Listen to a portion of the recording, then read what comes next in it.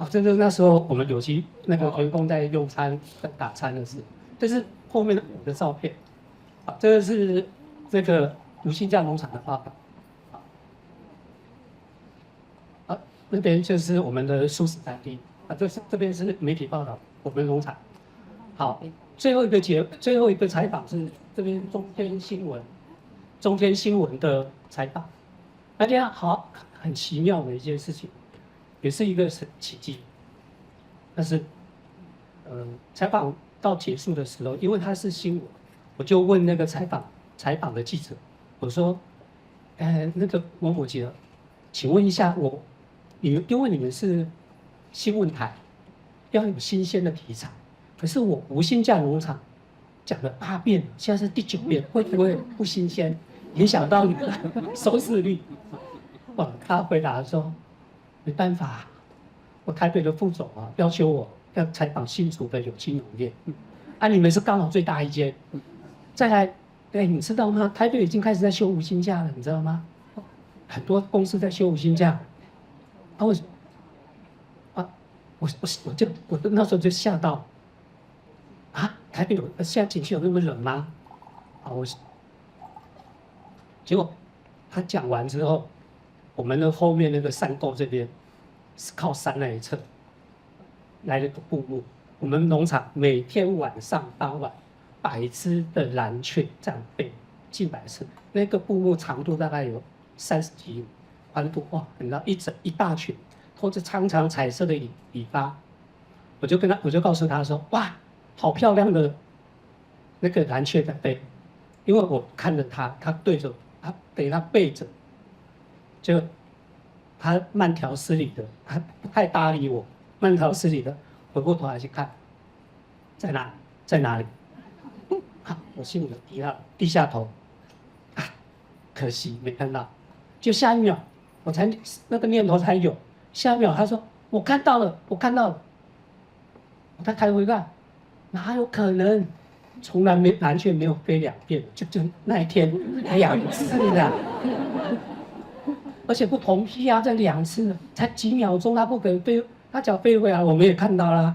可是就2次，但是每天我去看就这1次，就那天竟然是2次，这好神奇，真的很神奇。好，那采访完毕，他晚上播出之后，真的他非常感谢。他又是创造他收视率冠军，他很高兴，他高兴，我也感谢他了。我也因为这样媒体的报道之后，让大家看到，啊，也影响了我们提升后面很多。好，那我先继续再讲那个采访第2天之后，我就刚好我们主管汇报，好那个会议，我们有开一个会。那时候开会，我就问我们的主管，现在景气有那么冷吗？怎么又在休无薪假呢？因为我忙着被采访，根本没有心情去管他们，他们没来吵我，我就不吵他。我们主管说，你知道吗？现在景气非常不好。Number one 的1000多人裁了500人，500人有一半的人休无薪假，是200多人上班，上班的一半的人去出工做半天，你看那个景气有多冷。那 number 3， 我们员工号称我们自己是 number 2， 在新竹区 number 2， 那 number 3的70几个也是裁员裁掉一半。我想说，哪有可能 number 1跟 number 3影响 number 2完全都没事？因为我们的工作一个不多，一个不少，不用加班。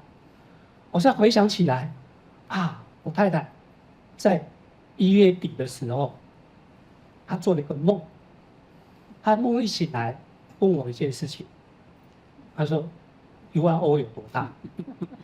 我就想，大概那时候汇率是39点多，我说大概39万多，等下45度大概是40万。我说怎么了？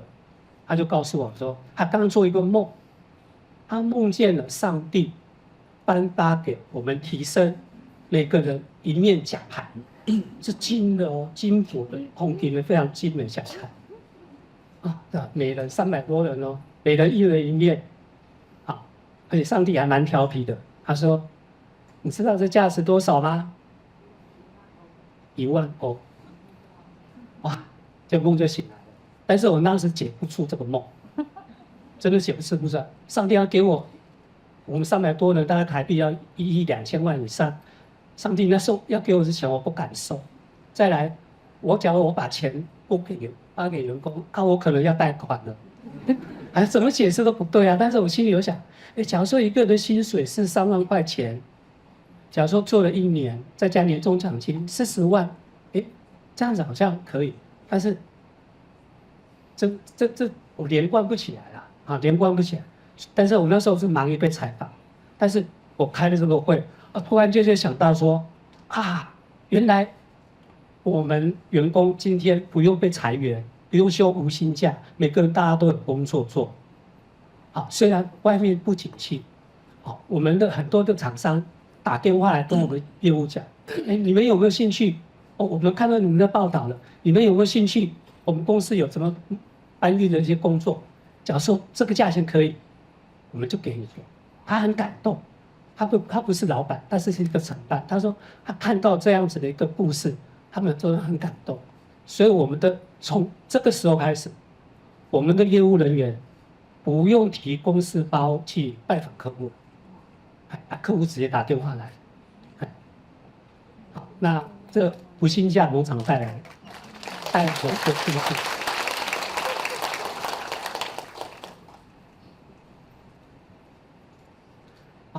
那故事到这边，我不知道大家有没有，因为我可能讲的不是我不是一个擅长演讲者，但是大家有没有听到一个端倪？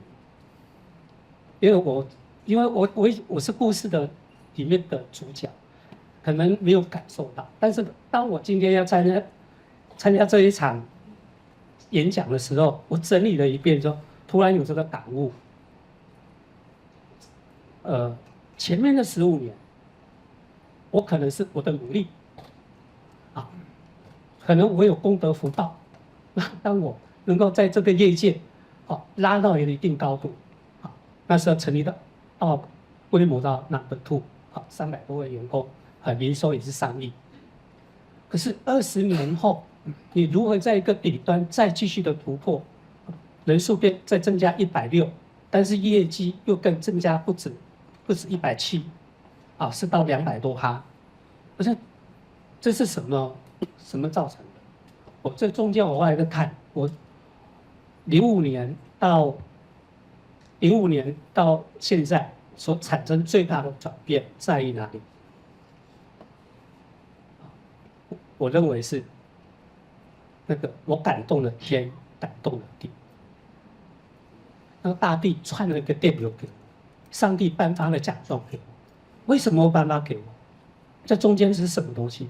就是我爱地球，我做环保，我种有机，那我推广素食，不仅仅是在公司，我在社会也跟着抗氧化的活动一直在推。其实这个素食，这是代表是什么？其实这里面我认为是一个爱。我在推广这些时候，我发现到原来是一个爱。让我们公司在另外一个 level 再提高起来，我真的好感动，好感动。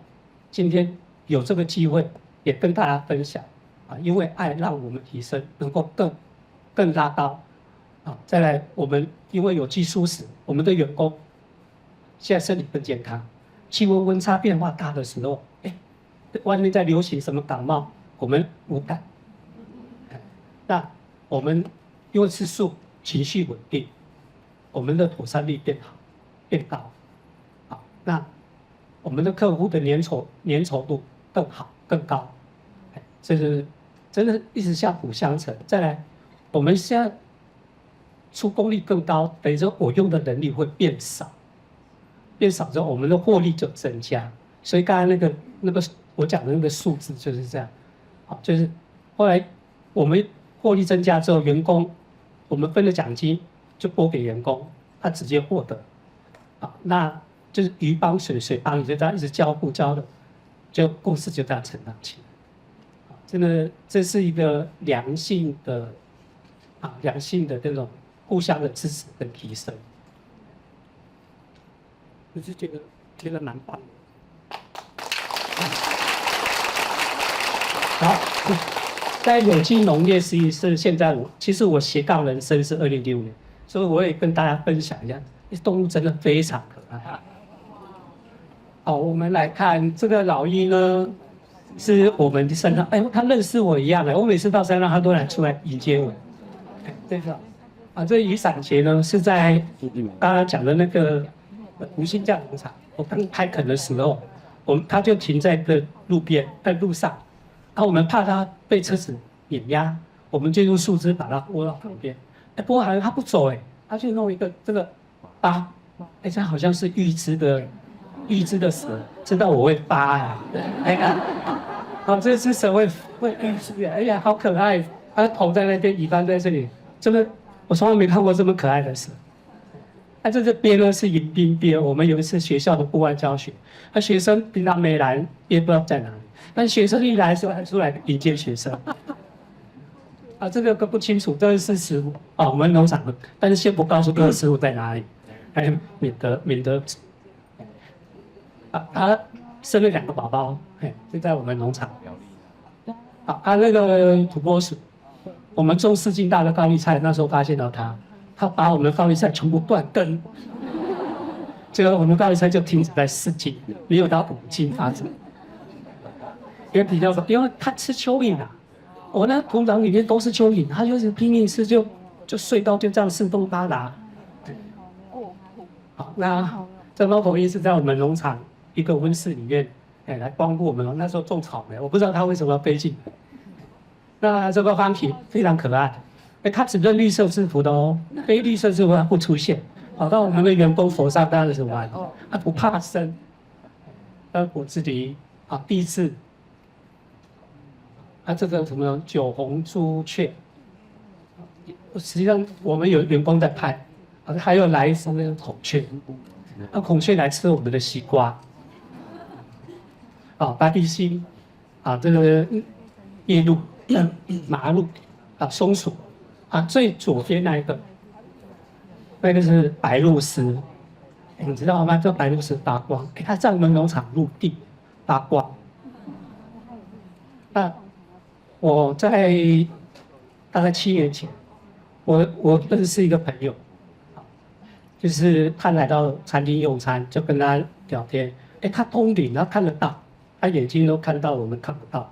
我是马修罗，我要画我，结果就拿了2张照片，就聊一聊，他说他看得到什么什么，我就拿了2张照片，农场照片给他看，我一个种稻米的那个照片给他看，他说哇。你们这有58位天使在顾此那我们这白鹭鸶这个农场呢？他说：哇，你这有72位扛锄头的天使在顾此。所以种有机其实你知道真的是非常棒的一个产业，而且上天都会来加持我们那我们爱护动物都是这样。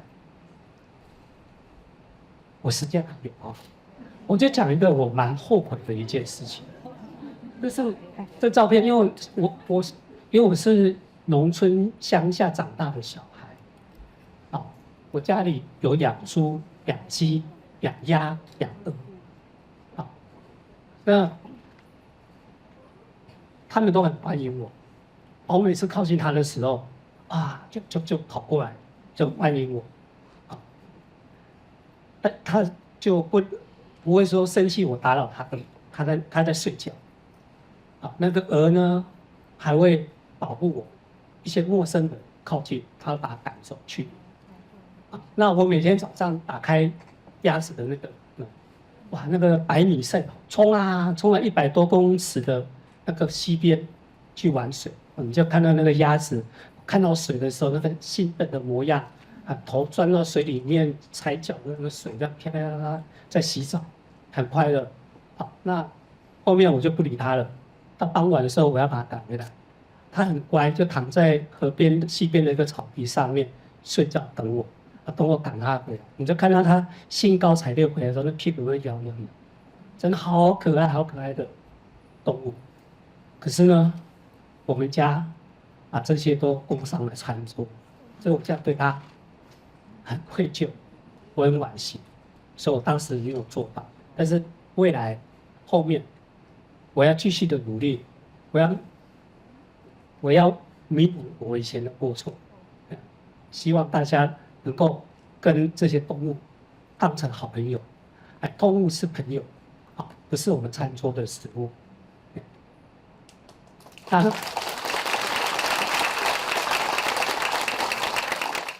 张总好，大家好，我等这场讲座等10年了。哇，那我认识庭生大概差不多10年了。然后我想要问的问题是因为我也从事有机这个行业，然后我的周遭的朋友也都是做有机的农场，然后我这个年龄的朋友吧，他们从事有机农场大概都阵亡了。对，因为那个张总他经营那个起重工程，就是在管理上面就是算是很厉害的吧。所以我想请问说，就是不知道提升就是经过这20年经营有机农场，现在还是很前进的嘛？然后再来第二个问题是，现在就是像我这样的年轻人经营有机农场，未来是有希望的吧？很好的问题。其实我在经营有机农场真的蛮辛苦的，但是我觉得这个方向是对的，所以我坚持。可能也因为我背后我有起重公司在支持，所以我有一个很好的互相的搭配。所以我现在我的农地现在50公顷，有机耕种面积28公顷，我雇佣的人数大概60几位，所以对我来讲当然是一个负担。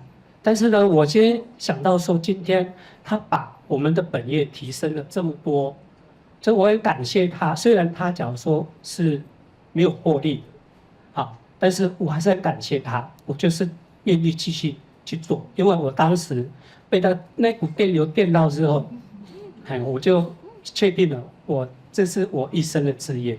好，那有机其实有时候很简单，其实种这个水果蔬菜很简单，我们要先去了解这个植物本身。我们其实最后最简单讲它们是吸收光子跟电荷，光子跟电荷。再来我们要做好什么东西呢？把土壤管理好就对了。土壤第一个要做好排水，不能淹水。第二要松土，再来土壤要保水。只要做到这几个的话，几乎你的植物会种得好。那因为排水没做好，它那个有主根的植物，像树有主根的，它储存营养，它不吸收水分，它会烂根，烂根就死了。但是叶菜类它是没有主根的话，或者它只有根跟茎那一点点，那边也不能泡水。所以假如说今天那边就不泡水，我们的根系只要土壤松，它根系发达，它根穿的越远，它上面的植株就会大。所以在种有机来讲，其实不会非常难，就是要真的要持之耐心。但是至少我觉得我们身体健康，我们不是为了获利的话，所以我觉得农业是非常好。那政府这方面的支持度其实也蛮高的，一些青农一些补助其实也都有。那假如说真的不行，我们提升农场还是可以来，我们很欢迎一些有志之士来我们农场。非常感谢各位。